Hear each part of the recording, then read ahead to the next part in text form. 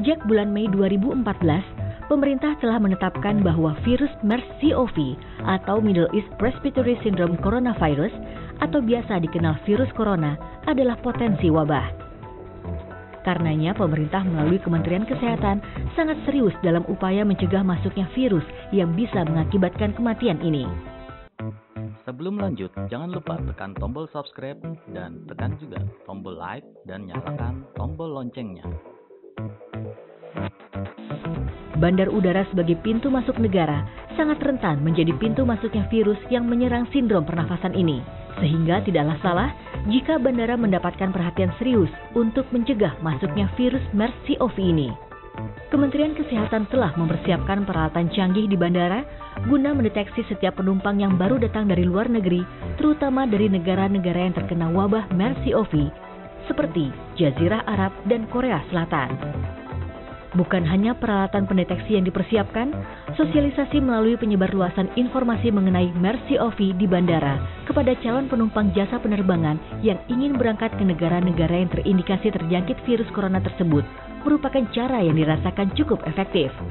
Di samping berkoordinasi dengan berbagai perusahaan penerbangan yang melakukan penerbangan langsung dari negara-negara yang terjangkit virus MERS-CoV dengan membagikan formulir kewaspadaan atau Health Alert Card untuk penumpang.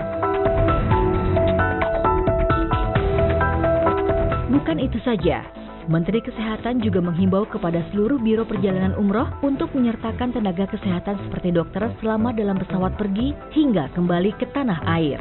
Di samping itu, Menteri Kesehatan juga menekankan pentingnya antisipasi pencegahan masuknya virus MERS-CoV ini di semua pintu masuk negara, seperti bandara dan pelabuhan internasional. Salah satu yang rutin sudah dilakukan adalah simulasi guna mengantisipasi, meningkatkan kewaspadaan, kesiapsiagaan, dan respon cepat dalam menghadapi dan mengantisipasi masuknya virus corona ini ke tanah air. Pertama, kami meminta kepada setiap travel yang membawa umroh, jemaah umroh ini harus didampingi oleh seorang dokter atau tenaga medis selama di pesawat pergi dan sampai kembali ke negara kita. Kedua, kita melihat atau mencari orang-orang yang dengan demam.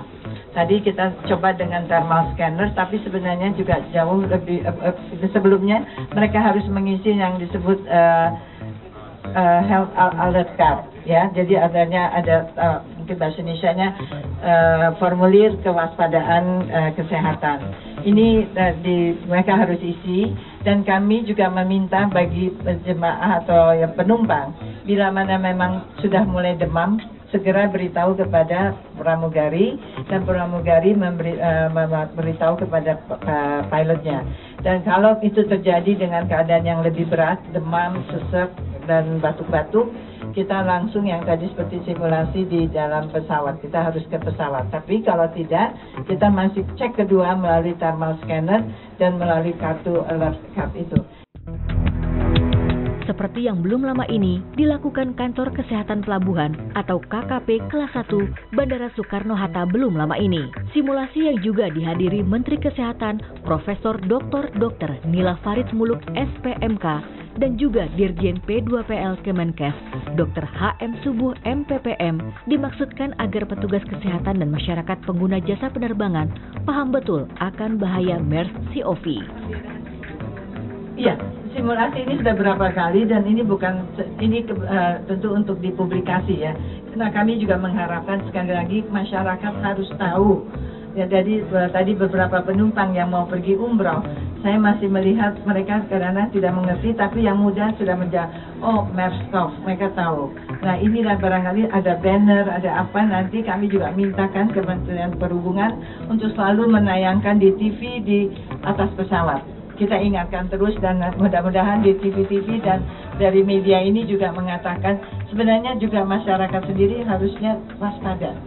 Tahu bahwa ini, karena ini menyebabkan kematian. Simulasi itu hanya untuk tentu memperlihatkan ke masyarakat. Tapi tadi di antara kita, koordinasi lintas tenaga kerja kita atau lintas sektor kita ini, nah itu kita selalu lakukan pelatihan-pelatihan, mengingatkan terus, kita harus selalu.